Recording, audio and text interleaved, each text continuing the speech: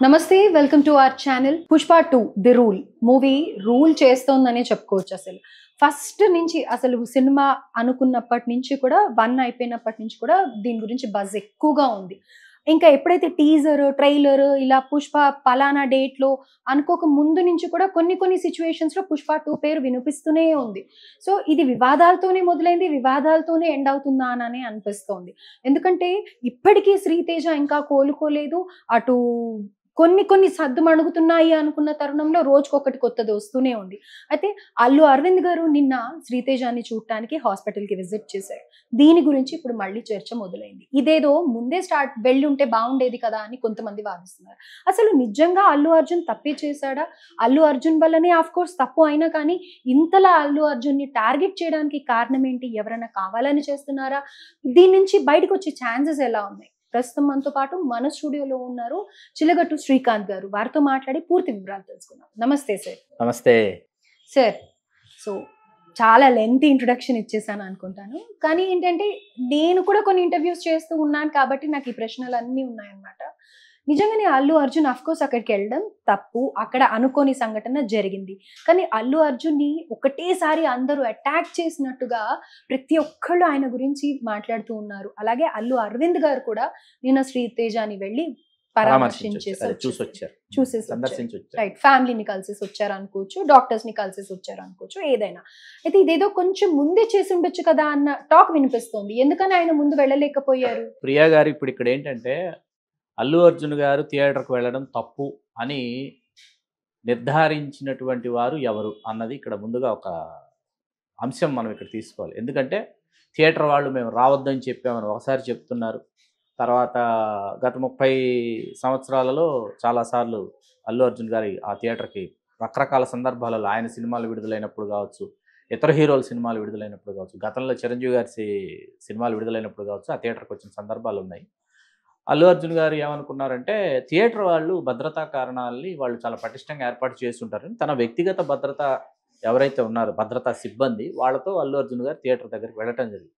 Theatre వాళ్ళు కూడా అంతే స్థాయిలో భద్రతా సిబ్బంది, ఎందుకంటే సో మెనీ బౌన్సర్స్ని వాళ్ళు కూడా ఏర్పాటు చేసి ఉన్నట్లయితే కొంత మనకు అక్కడ పరిస్థితి అదుపులో ఉండేది అని అనిపించింది. ఎందుకంటే అక్కడ ఆ తర్వాత జరిగినటువంటి ఏం జరిగింది, ఎలా జరిగి ఉంటుంది అన్నది ఒకసారి మనం ఒక అవలోకనం చేసిన తర్వాత, సరే పోలీసులకి మేము ఇన్ఫార్మ్ చేసామని థియేటర్ వాళ్ళు చెప్తున్నారు. పోలీసులు వచ్చేసి మేము రావద్దు, హీరోయిన్లను ఎవరిని రావద్దని చెప్పామని మేము థియేటర్ వాళ్ళకి చెప్పామని వాళ్ళు చెప్తున్నారు. ఇప్పుడు ఇక్కడ ఇదేంటంటే ఇది ఒక యాక్సిడెంట్.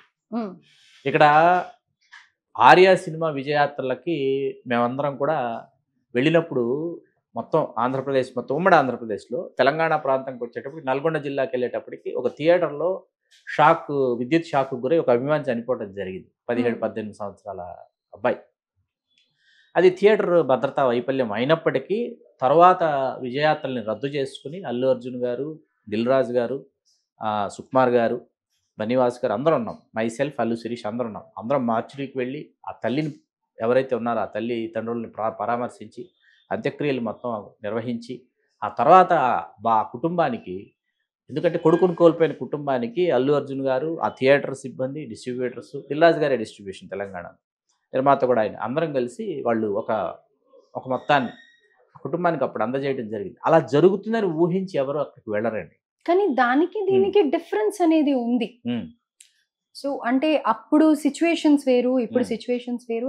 అదే చాలా ఇంపాక్ట్ క్రియేట్ చేశారు. ఎందుకంటే ఇప్పుడు ఇంపాక్ట్ క్రియేట్ చేశారు. ఎందుకు చేశారంటే అలా జరుగుతుందని ఎవరు ఊహించలే. ఒక యాక్సిడెంట్ జరిగింది. యాక్సిడెంట్ జరిగిన తర్వాత ఖచ్చితంగా ఇవాళ మనం రేవతి గారి ప్రాణాన్ని ఎవరూ తీసుకురాలేరు. రేవతి గారి ప్రాణాన్ని ఎవరం కూడా రేవతి గారి ప్రాణాన్ని మనం తీసుకురాలేము.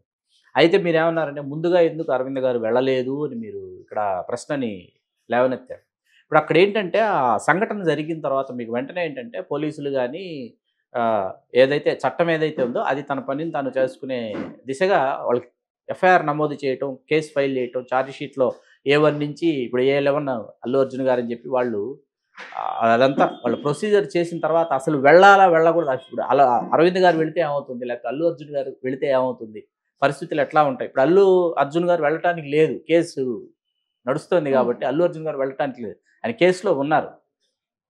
కేసులో ఉన్న పర్సన్స్ ఎవరైతే అక్యూజ్డ్గా పేర్కొంటారో నెంబర్ ఏదైనా కావచ్చు, వాళ్ళ అక్కడికి వెళ్ళారనుకోండి, వాళ్ళని ప్రభావితం చేస్తారు బాధితులని అని చెప్పేసి వీళ్ళు వెళ్ళడానికి ఉండదు. Exactly sir. అయితే ఇదే విషయము వైరల్ అవుతూ ఏమని అంటున్నారంటే, అల్లు అరవింద్ నీ కొడుకు జైల్లో కొన్ని గంటలు గడపడానికి వెళ్తేనే it is span of just 8 hours to 10 hours. దీనికే నువ్వు అంత తల్లడిల్లిపోయావు కదా. మరి అక్కడ చిన్ని ప్రాణం, ఒక ఫ్యామిలీ మొత్తం పోయిందనే చెప్పుకోవాలి అసలు. ఇంకా వాళ్ళకి ఏంటి అనేది నెక్స్ట్ తెలీదు. సో అలాంటప్పుడు కనీసం రెస్పాన్స్ అల్లు కనీసం అర్జున్ నిన్నటి కానీ నిన్నటి వరకు కూడా అల్లు అర్జున్ గారే కదా మొదటి రోజు నుంచి నిన్నటి వరకు కూడా సింగపూర్ నుంచి ఇంజెక్షన్స్ తీసుకొచ్చి, సింగపూర్ నుంచి ఇంజెక్షన్స్ తీసుకురావాలంటే అల్లు అర్జున్ గారే కదా ఆ ఇంజెక్షన్స్ అక్కడి నుంచి వెంటనే ఫ్లైట్లో తీసుకొచ్చి శ్రీతేజ్ని ఎట్టి పరిస్థితుల్లో శ్రీతేజ్ని బ్రతికించి వెలుపలికి తీసుకురావాలని చెప్పి పోరాడుతున్నారు కదా. ఆ రోజు నుంచి ఈ రోజు వరకు దాదాపు మీకు సంఘటన జరిగి 14 రోజులు అవుతుంది. మీకు సంఘటన జరిగిన తర్వాత ఈ 14 రోజుల్లో 14 రోజులుగా అల్లు అర్జున్ గారే కదా ఆ వైద్య అవసరాలు కానీ, ఆ వైద్య ఖర్చులు కానీ అన్ని అల్లు అర్జున్ గారే కదా భరిస్తున్నారు. నిన్నటికి నిన్న ప్రభుత్వం, తెలంగాణ ప్రభుత్వం ఏముంది, ఎవరు మన సివి ఆనంద్ గారు ఏమన్నారంటే, ప్రభుత్వం ఇప్పటి నుంచి మేము ఖర్చులు భరించడానికి సిద్ధంగా ఉన్నాం నిన్న చెప్పారు. 14 రోజుల తర్వాత నిన్న చెప్పడం జరిగింది. ఇప్పుడు ఎప్పుడు స్పందించారు, ఎలా స్పందించారు అన్న దానికంటే ప్రియా గారు ఇక్కడ ఏమవుతుందంటే, ఎంత తొందరగా స్పందించారు అన్నదానికంటే ఈ సిచ్యుయేషన్ని అసలు మనం ఎట్లా దీన్ని మనం హ్యాండిల్ చేయాలి అంటే, మనం ఎప్పుడు రెస్పాండ్ అయ్యామన్నది కాదు, రెస్పాండ్ అయ్యారా లేదా. రెస్పాండ్ అవ్వని వాళ్ళు భారతదేశంలో చాలామంది ఉన్నారు. వాళ్ళ గురించి ఇప్పుడు మనం ఈ డిబేట్లో మనం మాట్లాడుకోదలుచుకోలేదు. అది ఇంకో రోజు సపరేట్ డిబేట్ పెట్టుకున్నాం. మీకు నేను చాలా ఇన్పుట్స్ ఇస్తా, దాని గురించి మనం మాట్లాడుకుందాం. ఎంత బాధ్యతారాహిత్యంతో ఇదే సినిమా పరిశ్రమలో ఎంత బాధ్యతారాహిత్యంతో కోట్ల రూపాయల రెమ్యునరేషన్స్ తీసుకుంటూ ప్రకృతి వైపరీత్యాలు సంభవించినప్పుడు ఏమాత్రం బాధ్యతగా లేనటువంటి వాళ్ళ గురించి మనం డిబేట్ పెట్టుకున్నాం. ఇప్పుడు ఇక్కడ వెనువెంటనే అల్లు అర్జున్ గారు ప్రతిస్పందించారు, అల్లు అరవింద్ గారి కుటుంబం స్పందించింది. అల్లు అరవింద్ గారు వెళ్ళి నేను శ్రీతేజ్ని పరామర్శించడం, అది కూడా ఏంటంటే న్యాయ నిపుణుల సలహాలు తీసుకునే వెళ్లాల్సి ఉంటుంది. ఇంకోటి అల్లు అర్జున్ గారు అక్కడికి వెళితే ఏమవుతుందంటే, సరే కేసు జరుగుతోంది, శ్రీతేజ్ని చూడాలి, పైగా ఏంటి శ్రీతేజ్ అల్లు అర్జున్ గారు వీరాభిమాని, శ్రీతేజ్ని పుష్ప అని పిలుస్తారని తండ్రి భాస్కర్ గారు చెప్తున్న నేపథ్యంలో అల్లు అర్జున్ గారికి ఖచ్చితంగా వెళ్ళాలని ఉంటుంది, వెళ్ళకూడదని కాదు. కానీ ఇప్పుడు ఇక్కడ ఏంటంటే, అక్కడికి వెళ్ళిన తర్వాత మరిన్ని భద్రతా కారణాలు అక్కడ తలెత్తుతాయి. ఇవే భద్రతా కారణాలు అక్కడ కూడా తలెత్తుతాయి, అందులో సందేహం ఏం లేదు. అల్లు అర్జున్ గారు ఇవాళ సాధారణమైన వ్యక్తి కాదు. 2000 కోట్ల రూపాయలు ఇవాళ రెవెన్యూ జనరేట్ చేస్తున్నటువంటి ఒక సినిమా తాలూకు కథానాయకుడు ఆయన భారతదేశంలో. ఇప్పుడు ఆయన వెళ్తానంటే వేలం వెర్రిగా అభిమానులు చూడటానికి వస్తారు. ఇక్కడ ఏంటంటే వైఫల్యం అంటే ఏంటంటే, నా వ్యక్తిగత సిబ్బందితో పాటు ప్రభుత్వం కూడా మీరు భద్రతా కారణాలు పర్యవేక్షించాలి. సినిమా యాక్టర్ అయినంత మాత్రాన, మీరు సినిమా హీరో అయినంత మాత్రాన మీ భద్రతా కారణాలు మాకు సంబంధం లేదు, మేము బాధ్యత వహించమని ప్రభుత్వం అంటే అది ప్రభుత్వ వైఫల్యం. ఏ ప్రభుత్వం అయినా కావచ్చు, ఏ రాష్ట్రంలో అయినా, ఏ హీరోకైనా ఆ ప్రభుత్వ వైఫల్యం. ఇవాళ హీరో విజయ్ గారు ఉన్నారు తమిళ్లో, అట్లాగే తెలుగుకి వచ్చేటప్పటికి అల్లు అర్జున్ గారితో మొదలు పెడితే 5-6 మనకు అగ్రకథానాయకులు మనకి ఇక్కడ కనిపిస్తారు. ఇట్లా మనకు కొంతమంది కథానాయకులు ఉన్నారు. వీళ్ళని ఖచ్చితంగా కాపాడుకోవాల్సిన బాధ్యత ప్రభుత్వాల మీద ఉంది. ఎందుకంటే వేల కోట్ల రూపాయలు రెవెన్యూ జనరేట్ చేస్తున్నటువంటి పర్సనాలిటీస్ వీళ్ళు. మీరు ఒక ఇండస్ట్రియలిస్టో, లేకపోతే ఒక ఎంటర్ప్రెన్యూరో, లేకపోతే ఒక బిజినెస్ మ్యానో వాళ్ళు వచ్చేటప్పటికి వాళ్ళకు మీరు ఎక్కడ లేనటువంటి అటెన్షన్ మీరు పే చేస్తారు. ఎందుకు అటెన్షన్ పే చేస్తారంటే, వాళ్ళ వల్ల రెవెన్యూ జనరేట్ అవుతుంది, వాళ్ళ వల్ల ట్యాక్సెస్ వస్తున్నాయి కాబట్టి, వాళ్ళ హైలీ ట్యాక్స్ పేయర్స్ కాబట్టి వాళ్ళ పట్ల వీళ్ళకి ఆ కన్సర్న్ ఉంటుంది. గవర్నమెంట్కి ఎప్పుడు ఆ కన్సర్న్ ఉంటుంది. అది సినిమా పరిశ్రమలో ఉన్న వాళ్ళ మీద కూడా చూపించండి, దర్శకుల మీద, నిర్మాతల మీద, హీరోల మీద అని ఎందుకు చెప్తున్నామంటే, వీళ్ళని దయచేసి ఏదో వీళ్ళు వేరే గ్రహం నుంచి వచ్చారు, లేకపోతే వీళ్ళు వేరే ఏదో లోకం నుంచి వచ్చారు, వీళ్ళకి ఏదైనా ఒక ఇబ్బంది కలిగితే వీళ్ళని మరింత ఇబ్బంది పెట్టాలి, వీళ్ళకి ఏదైనా ఇటువంటి అసౌకర్యాలు కలిగినప్పుడు వీళ్ళని ఎంత ట్రోల్ చేస్తే బాగుంటుంది, వీళ్ళని ఎంత వెంటాడితే బాగుంటుంది అనేటటువంటి ఉన్మాదులు తయారయ్యారు. వాళ్ళు సోషల్ మీడియాలో కావచ్చు, సమాజంలో కావచ్చు. ఇక్కడ ఎందుకు నేను చెప్తున్నానంటే, వెంటనే స్పందించారా, మరుసటి రోజు స్పందించారు కదా. స్పందించి 14 రోజులుగా అతన్ని ప్రాణాలతో అతన్ని తీసుకురావడానికి అల్లు అర్జున్ గారు కృషి చేస్తున్నారు కదా. ఈ పాజిటివ్ అంశాలను ఎవరు మాట్లాడకుండా, ఈ పాజిటివ్ టాపిక్స్ ఎవరు పెట్టకుండా, ఎంతసేపు నెగిటివ్ ర్యాట్ టాక్స్ రన్ చేస్తూ, మరీ ముఖ్యంగా సోషల్ మీడియాలో చూస్తే ఎంత ఉన్మాదం అంటే, అసలు కనీవిని ఎరుగని ఉన్మాదం. కొంతమంది ఉన్మాదులు చేస్తున్నటువంటి చర్యలు, వాళ్ళు చేస్తున్నటువంటి ప్రలాపలను చూస్తే సమాజం ఇంత అమానవీయంగా తయారైందా. ఇక్కడ జరిగింది ఒక యాక్సిడెంట్ అని చెప్తుంటే, ఇవాళ ఇది ఒక యాక్సిడెంట్ అండి. ఇప్పుడు ఎవరు అది కావాలని చేస్తారా? ఎవరైనా జరగాలని కోరుకుంటారా? ఎవరూ జరగాలని కోరుకోరండి. ఎవరు జరగాలని కోరుకోరు. ఆ బాధ హీరో కానీ, డైరెక్టర్ కానీ, ప్రొడ్యూసర్స్ కానీ ఇవాళకి ఆ పెయిన్ తీసుకుంటున్నారు. ఎందుకంటే వాళ్ళు సక్సెస్ని ఎంజాయ్ చేయడం పక్కన పెట్టండి. ఇప్పుడు సక్సెస్ టూర్స్ కూడా రద్దు చేశారు. ఏది ఆఫ్టర్ దిస్ స్టూపెండస్ హిట్ ఇంత బ్లాక్ బస్టర్ అయిన తర్వాత యూనివర్సల్గా తర్వాత సక్సెస్ టూర్స్ ప్లాన్ చేసుకున్నారు. ఆ సక్సెస్ టూర్స్ అన్నీ కూడా వాళ్ళు పక్కన పెట్టేశారు. ఎందుకు? ఇటువంటి ఒక సంఘటన, దుస్సంఘటన జరిగింది, జరగకూడనటువంటి సంఘటన జరిగింది.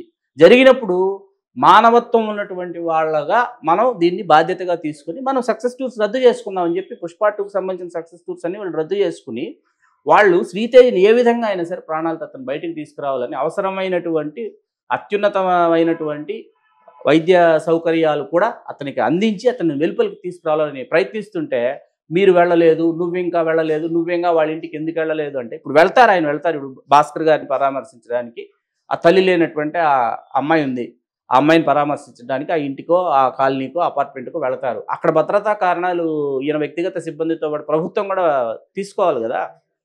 అక్కడ ఇంకేదైనా దుస్సంఘటన జరిగితే, జరగకూడని సంఘటన జరిగితే అందుకని ఆగిపోతున్నారు తప్ప ఇంటికి పిలిపించుకొని పరామర్శిస్తారు. ఖచ్చితంగా రేపు మధ్యంతర బెయిల్ తర్వాత రేపు ఏమవుతుంది, సుప్రీంకోర్టు దాకా వెళుతుంది పరిస్థితి, అటువంటి పరిస్థితి ఏర్పడుతుందని అంటున్నారు. ఏం జరుగుతుందో చూద్దాం. మనం చూడకుండా మనం మాట్లాడటానికి కొన్ని మనం చెప్పడానికి బాగోదు. రైట్. లాస్ట్ పాయింట్, మీరు ఇందాక అన్నారు సోషల్ మీడియా వేదికగా అదే పనిగా పని కట్టుకొని చేస్తున్నారు. అయితే అదే పనిగా పని కట్టుకొని రేవంత్ రెడ్డి గారు రాష్ట్ర సీఎం అని కూడా మర్చిపోయి ఆయన మీద ట్రోల్స్ చేస్తున్నారు. అది కూడా ఖచ్చితంగా దానిని కూడా నేను ఖండిస్తున్నాను. ఎందుకంటే బాధ్యతాయుతమైనటువంటి పదవిలో మరీ ముఖ్యంగా తెలంగాణ రాష్ట్ర ముఖ్యమంత్రి వర్యులు ఎవరైతే ఉన్నారో గౌరవనీయులు శ్రీ రేవంత్ రెడ్డి గారిని విమర్శిస్తున్నటువంటి విమర్శల్ని కూడా నేను ఖండిస్తున్నాను. ఎందుకంటే దాని రేవంత్ రెడ్డి గారి బాధ్యత. ఇప్పుడు రేవంత్ రెడ్డి గారు తర్వాత అరెస్ట్ అయిన తర్వాత ఆయన అందుబాటులో లేకుండా ఢిల్లీలో ఉండటం, ఆ తర్వాత ఏమైందంటే రేవంత్ రెడ్డి గారు చేసినటువంటి వ్యాఖ్యలు ఒక్కసారిగా అభిమానుల్లో వాళ్ళకి ఆగ్రహావేశాలు కట్టలు తెంచుకున్నాయి. ఎందుకంటే సంజయ్ దత్ గారితోనూ సల్మాన్ ఖాన్ గారితోనూ అల్లు అర్జున్ గారిని పోలుస్తూ ఆయన వ్యాఖ్యలు చేసింది. ఎందుకంటే సంజయ్ దత్ గారు టాడా కేసులో ఇన్వాల్వ్ అయ్యి ఉన్నారు హిమ్సెల్ఫ్. కొన్ని సంవత్సరాల పాటు జైల్లో ఆయన ఖైదీగా ఉన్నారు. ఇది సంజయ్ దత్ గారు. సల్మాన్ ఖాన్ గారు కృష్ణ జింకల ఆ కేసులో సల్మాన్ ఖాన్ గారు డైరెక్ట్లీ ఇన్వాల్వ్డ్. ఇన్ఫాక్ట్ ఒకటే కేసు కదా పెట్టారు సల్మాన్ ఖాన్.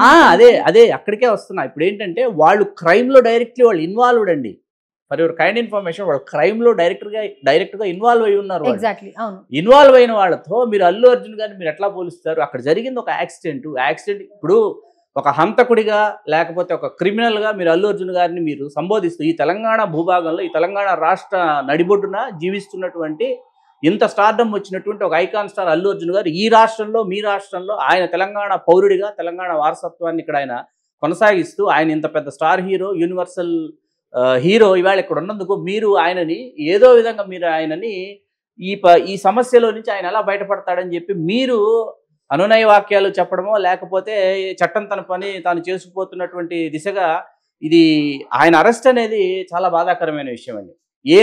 అక్యూజ్డ్ 11ని మీరు తీసుకువెళ్ళినటువంటి క్రమం ఏదైతే ఉందో, మీరు ఆయన అరెస్ట్ చేసి తీసుకువెళ్ళినటువంటి క్రమం, ఆ తర్వాత మీకు మధ్యంతర బెయిల్ వచ్చింది. మధ్యంతర బెయిల్ తాలూకు ఏదైతే జడ్జిమెంట్ కాపీ ఉందో అది టైప్ చేయడం ఆలస్యమైంది. టైప్ చేసినటువంటి ఆ కాపీ మెయిల్ చేసిన తర్వాత జైల్లో సర్వర్స్ డౌన్ అయ్యి ఉన్నాయి, మాకు లేటుగా మెయిల్ వచ్చింది కాబట్టి ఆ టైం అయిపోయింది కాబట్టి ఖచ్చితంగా ఆయన బ్యారక్లో ఉండాలని చెప్పారు. ఆయన ఖచ్చితంగా మంజీరా బ్యారక్లో ఉండటం జరిగింది. ఇక్కడ ఎవరు చట్టాన్ని ఎవరు ఉల్లంఘించలా. వచ్చేసింది, అయిపోయింది కాబట్టి నేను వెళ్ళిపోతానని ఆయన రాత్రంతా ఉండాలంటే రాత్రంతా మంజీరా బ్యారక్లో ఉన్నారు, ఆయన లేరు అని అనటం లేదు.